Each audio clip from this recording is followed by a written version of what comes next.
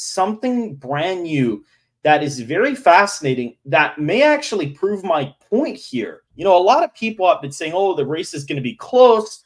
You know, there's no way Trump's up in the popular vote by 2 to 3 points, right? That's what a lot of people have been saying lately.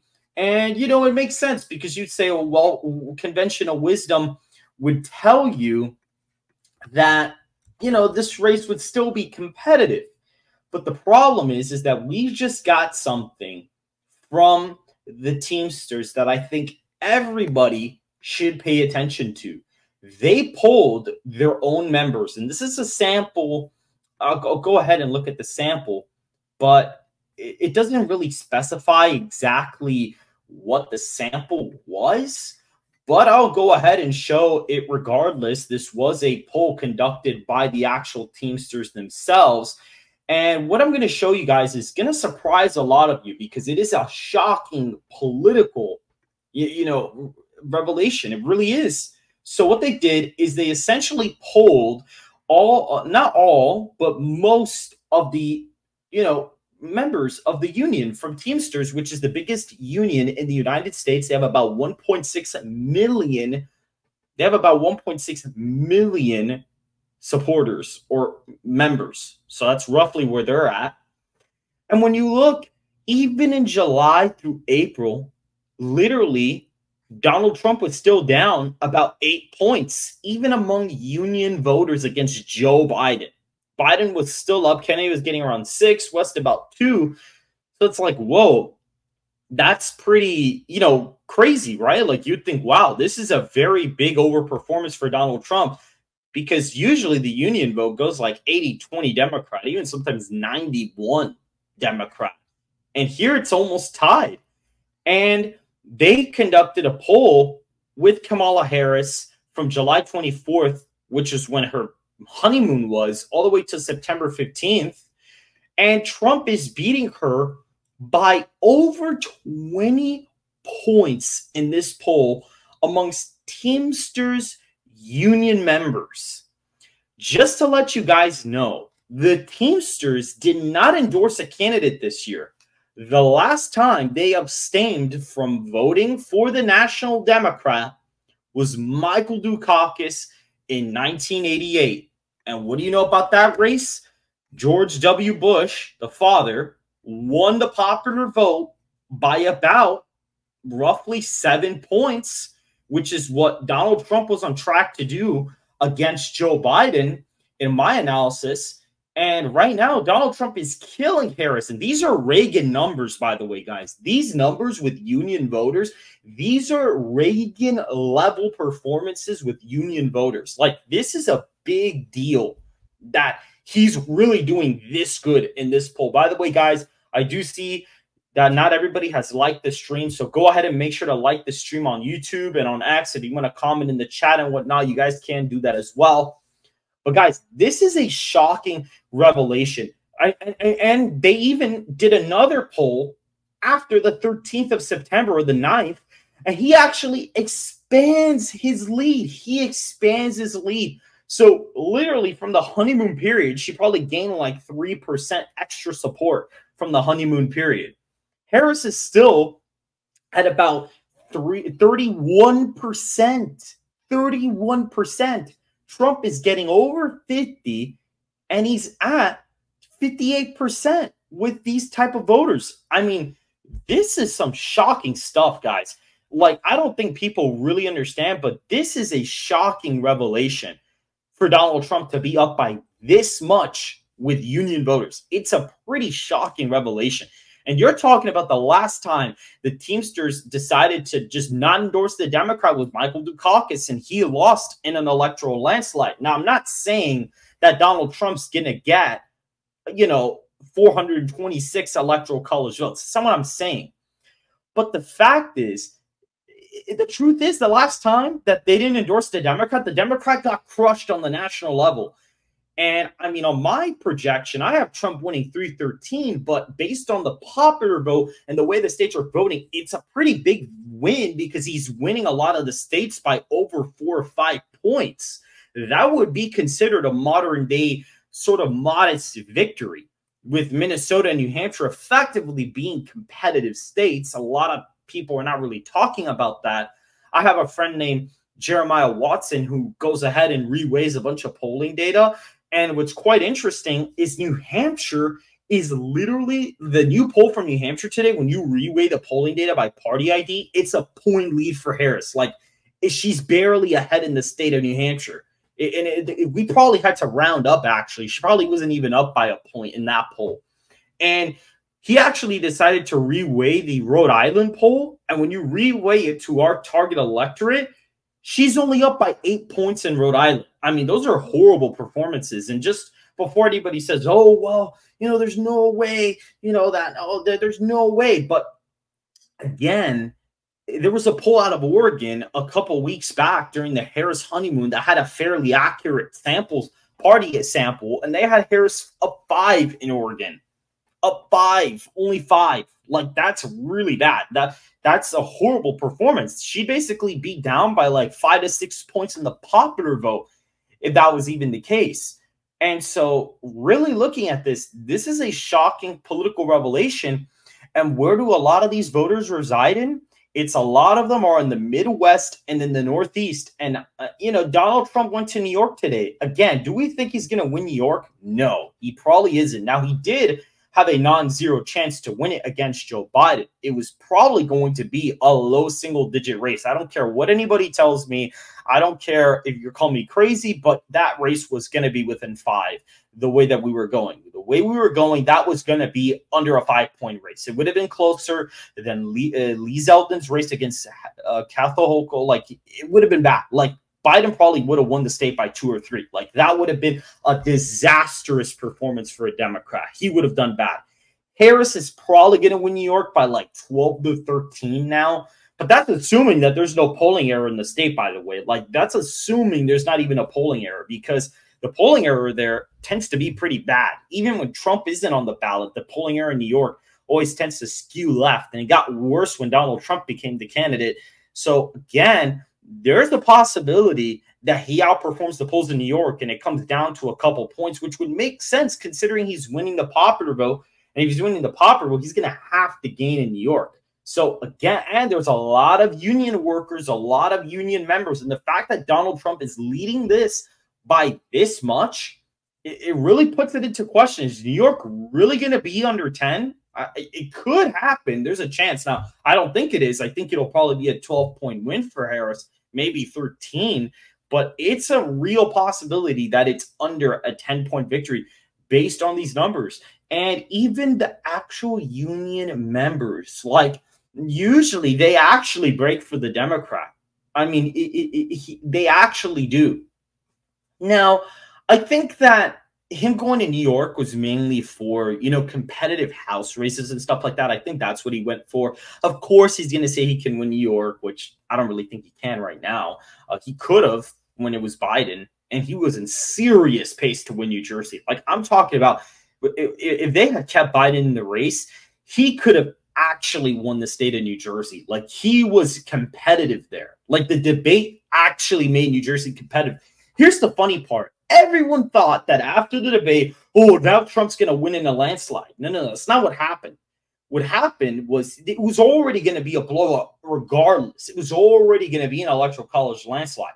But the debates, like we've said, don't really make a whole lot of a difference. Like, Rufus is correct. They really don't impact that much. But when your brain falls out on live television, that's when it's a little bit more subjective. That's when you're kind of like, oh, is it really going to not make a difference? You know, so effectively, the debate essentially made New Jersey like a 1 to 2 point race for either candidate. That's basically what happened. And now looking at this, I mean, it's not going to be close. I think it'll be like an 8-point win for Harris, 7-point win. That's already closer than 2020 by a lot. Like, that's already way too close for Harris. So again, I'm just letting you guys know, I mean, the Atlas Intel poll had Donald Trump completely demolishing Harris in the popular vote by 3.5 points. And they were the most accurate pollster globally, by the way. So they were accurate in Chile. They were accurate in Brazil. They were accurate in Colombia. And the last 3 races in Argentina. And the Democrat primaries in 2020, as well as being somewhat decent. I don't know if they pulled Iowa this year, but I think they might have. Somebody go double check that on me. And 2020 and 2022, basically within half a point. Like, you cannot have a better pollster. And they have Trump winning by 3.5. And my national average has Trump winning by 3.5 points.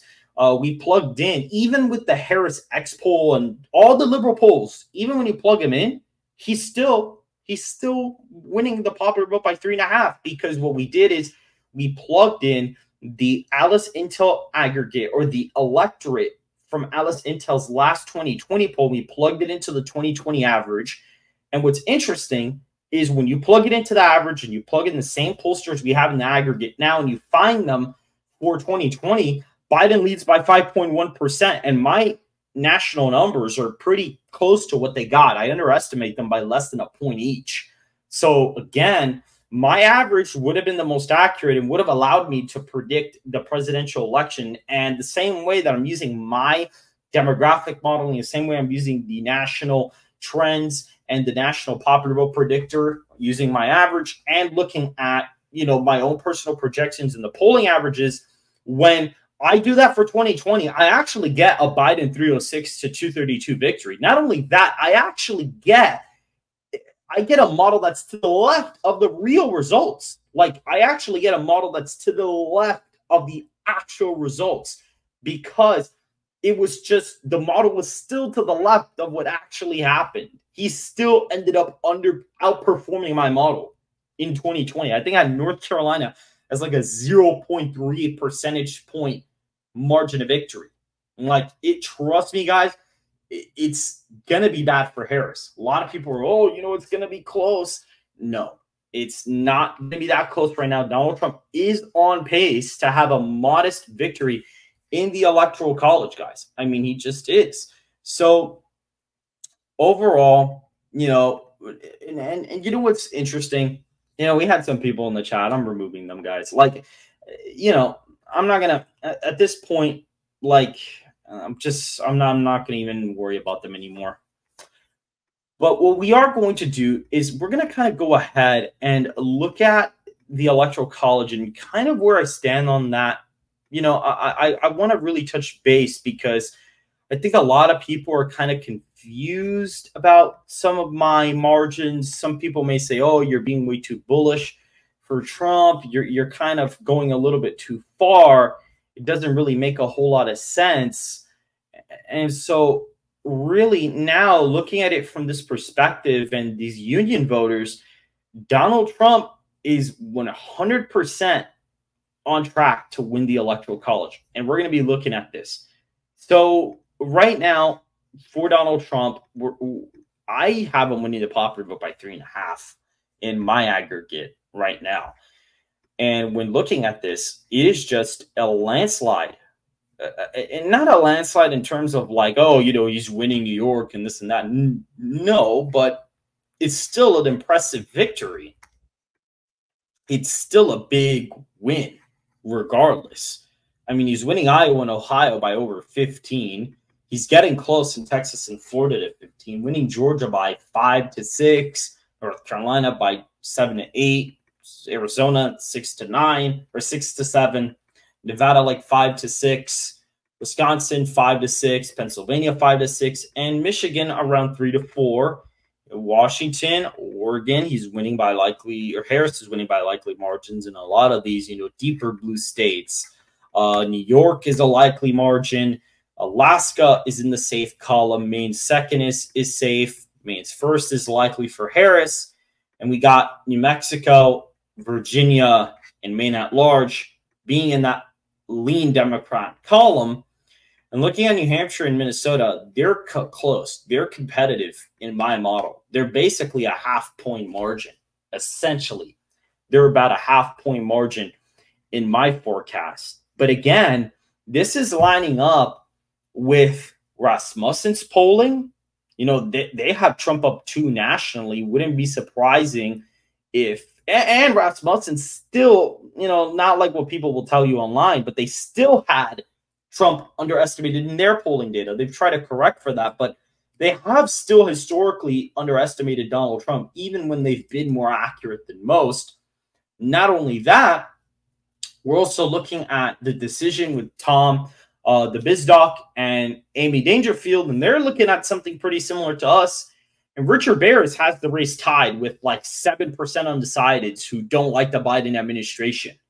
So it's like all the accurate people, and then Alice Intel has Trump up by 3.5. So all the accurate people have it tied, or they have him winning the popular vote. So it's like, what? Really? Did you really? No, you're banned. You're banned. Why would you say that about Barris? This is really inappropriate. You're banned. So overall, it is looking good for the former president. I think it's looking really, really great for Donald Trump right now. He's winning all the swing states by a pretty decent amount. And again, guys, we even have mail-in data to prove this. I mean, Pennsylvania, Trump is the Republicans are about to have more mail-in ballots than what they had in 2020. They're about to surpass it. And that's with lower turnout this cycle. And they're about to pass it. They're like 50,000 votes away. Democrats are like at 700, 800,000 requests when they got like 1.1 million back in 2020. They're missing like 300,000 ballots. It's like, where did they all go? I mean, yeah, sure, they could turn out on election day, but it's like the numbers are clearly matching somewhere in the ballpark of 2020 turnout, because it's only, because if it was like 500, 600,000 votes less, you'd say, oh, well, probably they're going to vote on election day, But if you're like only 300,000 votes down and all the votes that are missing are somehow on the Democrat side, that's kind of a problem. That's a base problem. That's not they're going to vote on election day. That is sort of a, that is sort of a base problem for sure. So guys, again, looking at all this stuff, he is really, and it's so funny because there's a lot of people that are like, oh, DeSantis would have done so much better. Oh, Nikki Haley, oh, she would have saved us. Oh, there's no way, No, guys, no. How would have a candidate who lost to none of these candidates beat Kamala Harris or Joe Biden in a Nevada primary? If you're in a Nevada primary without Donald Trump on the ballot and you can't even win the primary and you lost to none of these candidates, how are you going to win a general election? How? How would you do it? How would it possibly be done? How would it be done? You can't do it. There's no way you'd be able to do it. And DeSantis, what's funny about him is, I'd say he's based, but he wouldn't be great for a national election. He just wouldn't be great. I mean, the abortion thing would really hurt him. I mean, it just would. It would hurt him, and he wouldn't be able to run away from it unless he stabbed the base, which is even a problem because, those type of people will break off from anybody if they betray them. So, and that's the bit. And the problem is, those people that are screaming and yelling, oh, we're not going to vote for Donald Trump because of abortion. He actually needs those people. Donald Trump really doesn't need those people. He really doesn't. A lot of Donald Trump supporters don't even tend to be, a lot super like that. They're really not. A majority of them are really not like that extreme. The problem is DeSantis actually needs those people. So if DeSantis were to stab his base in the back, he'd essentially lose the general election. And it would be very obvious in the polling data. And what would be funny is I actually think there'd be a response bias for him because he'd probably do better with certain college-educated groups that are oversampled in polling data. I actually think he'd do better. I think he'd do better with postgrads. I think he'd do better with the same groups that are being oversampled right now in the polling data. And I actually think he'd be oversampled in the polling data. I think he would. Because a lot of people who are union members that support Trump, Harris would be crushing DeSantis with those voters. Like Harris, I hate to tell you, she'd be a lock in Michigan. Like Michigan, I wouldn't even consider it for DeSantis. Like it's done. He'd lose it by 3 to 4 instantaneously. Like I'm not even questioning it. Like it's done. Pennsylvania, it could be close. Maybe he does better in the exuberant areas of Philly. Maybe, but he just crashed in the rules. Like, he would just do terrible. He would do really bad there. Wisconsin's the only Rust Belt state that can say, well, maybe he does better in Milwaukee. But again, if he loses in the driftless area, it's done. I mean, whatever would happen there would just kind of collapse, really. So, and I want to say this, like, even the Gallup polling numbers that came out today, even the Gallup favorability numbers that came out, Donald Trump's already ahead of Harris by 2 points in favorability. You can clearly see that in August, there was a response bias. Like, it's so obvious you can see it. Like, she goes up to 47, and now she's back down to 44. And before she was at 47, she was in the mid-30s. No one gains approval rating that fast. No one does it. No one gains approval rating that fast. No one does it. Nobody. No one does it. No one. It's never happened.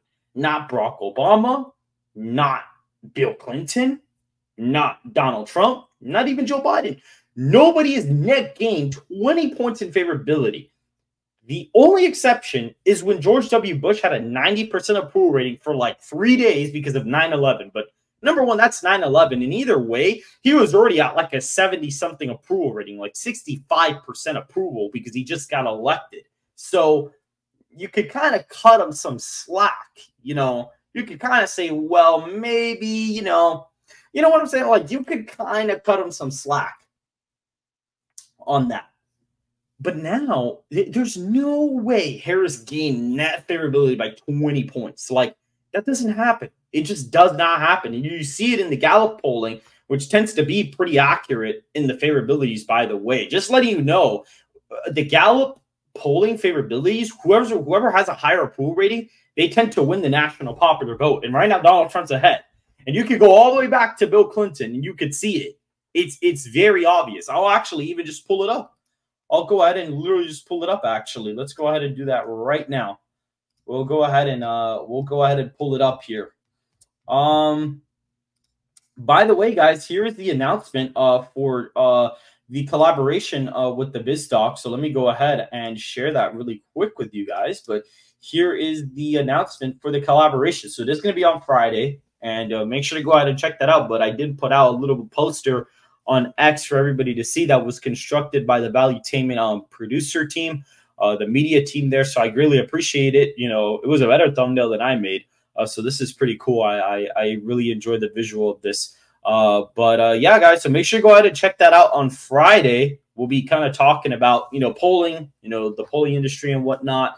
Guys, make sure to hit the like button on YouTube. If you guys are on YouTube, make sure to hit the like button. And on X, make sure to follow me if you haven't followed me, and comment down below to kind of get the algorithm picking up the stream on X as well. Now, we are going to pull up this that I wanted to show everybody. This is the Gallup polling. And this is something that, to me, is like, what? Like, what's going on here?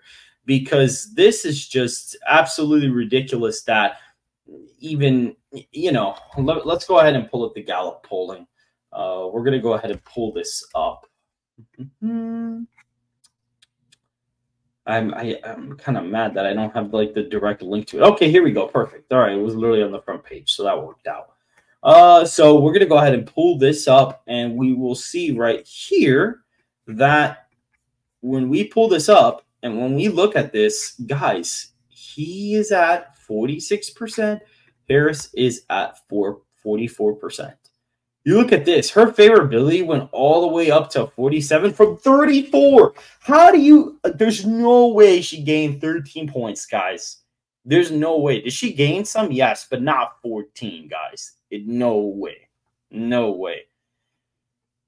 And looking at this, 47, right about there. And Trump is at about 46, give or take. He's at about 46 right now. And the response bias, you could see, he went all the way down to 41. His approval rating did not go down to 41% after an assassination attempt. It did not go down. It did not go down to 41. It just didn't, guys. It did not. So, looking at 46% to Harris is 44%. That's literally the lead that Rasmussen has in the race. That's literally the lead. And when you look at this, look at this. Look, Donald Trump, Joe Biden, he led by 5 in late August, early September. In the final pre-election, it was 45 to 49. And it ended up being a 4-point race. Donald Trump, was behind Hillary Clinton, 5-point race. But again, when you factor in third parties, it kind of cut into Hillary's lead. And you see here was a little bit of a bigger spread in the final one. Mitt Romney, Obama was ahead. He ended up winning the popular vote. And look at McCain, John McCain, Barack Obama. Obama was ahead. And looking at the final one, he was ahead by 12 points in favorability. 2004, Bush was ahead of John Kerry, and he won the popular vote. Here was about tied. George W. Bush, Al Gore was ahead in early September and August, and same thing in the final poll. Bob Dole was behind Bill Clinton, and Bill Clinton was still ahead in the final one and still won pretty decisively. And when you look at H.W. Bush, you see here, it's a big disparity between the both of them. So these approval ratings have essentially predicted the winner, effectively the winner of the popular vote for all of these presidential elections going back to 1992. And if he's ahead, more than likely, he's probably going to be up in the national popular vote, which, if that's the case, I would have already been the most accurate forecaster in terms of an election modeler and predictor, because no one else has them up in the popular vote, really, except for Rich Barris and Robert Barnes. That's literally the only other people that have them up that are like actual election modelers, or at least, Barnes puts out his electoral college predictions pretty much. So, no, yeah, guys, he is looking really strong in this race. Donald Trump is in a strong position to do very, very well in the electoral college right now.